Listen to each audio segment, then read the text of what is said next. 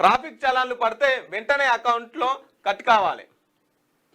ఒకవేళ ట్రాఫిక్ చలాన్ మీ బండి మీద ఫోటో వచ్చిర్రు అనుకో, ఏది నువ్వు సిగ్నల్ జంపో లేకపోతే నువ్వు హెల్మెట్ పెట్టుకోలేదనో, త్రిబుల్ రైడింగ్ అనో, రాంగ్ రూట్ అనో, ఏదన్నా పోలీస్ అయినా ఫోటో వచ్చిర్రు అనుకో, వెంటనే నీ అకౌంట్లోకి వెళ్ళి పైసలు కట్ అవుతాయట. నువ్వు చేసిన తప్పును బట్టి అకౌంట్లోకి వెళ్ళి పైసలు కట్ అవుతాయి, కట్ కావాలి.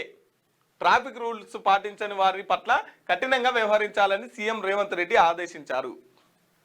చలాన్ పడితే వెంటనే ఆయా వాహనాల యజమాని అకౌంట్ నుంచి ఆటోమేటిక్గా చెల్లింపు జరిగేలా చర్యలు తీసుకోవాలని చెప్పేసి అంటున్నారు. ఎవరు ముఖ్యమంత్రి రేవంత్ రెడ్డి గారు ఏమంటున్నారంటే, పుష్కుని ఇట్లా ఫోటోకి వచ్చిన వెంటనే ఆ బండి మీద ఆ అకౌంట్ నెంబరు, ఆ సంబంధిత యజమాని, ఆ బండి ఎవరిది ఉంటుందో వాళ్ళంతా డీటెయిల్స్ ఉంటుంది కదా.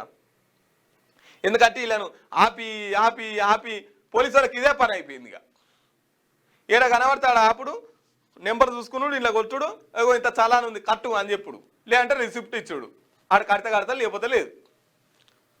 కాబట్టి టక్కున ఫోటో కొట్టంగానే అకౌంట్ దగ్గర కట్ అయింది అనుకో, ఆడు చచ్చుకుంటా మంచిగా పోతాడు అనేది ముఖ్యమంత్రి రేవంత్ రెడ్డి గారు మాట. సో ఇది బాగానే ఉంది. మరి రాజకీయ నాయకులు కూడా హామీలను అమలు చేస్తాం అని చేయకుండా చేస్తామని నమ్మి ఓటేస్తారు. మరి అమలు చేస్తలేరు అనుకో, ఓటు కూడా వాపసు తీసుకునేటట్టు కూడా ఒకటి చేయాలి. ఈ కాలంలో ఇప్పుడు సంవత్సరం లోపల 2 లక్షల ఉద్యోగాలు ఇస్తామని చెప్పేసి మీరే చెప్పినటువంటి మాట మీరు చేయలే. మరి మీ మాట నమ్మి ఓట్లు వేసినందుకు మా ఓటు వాపసు తీసుకునేటట్టు కూడా మాకోటి పెట్టాలి. ఎందుకంటే మీరు కూడా మోసం చేస్తున్నారు. ఇక్కడ వాళ్ళు ఎట్లా తప్పు చేస్తున్నారో మీరు కూడా ఇట్లే తప్పు చేస్తున్నారు, ఇదే మోసం చేస్తున్నారు. కాబట్టి ఇట్లా కూడా ఒకటి పెట్టుర్రి, చూద్దాం. ఇక ఏ ఎమ్మెల్యేలు పనిచేస్తారు, ఏ మంత్రులు పనిచేస్తారో తేలిపోతుంది.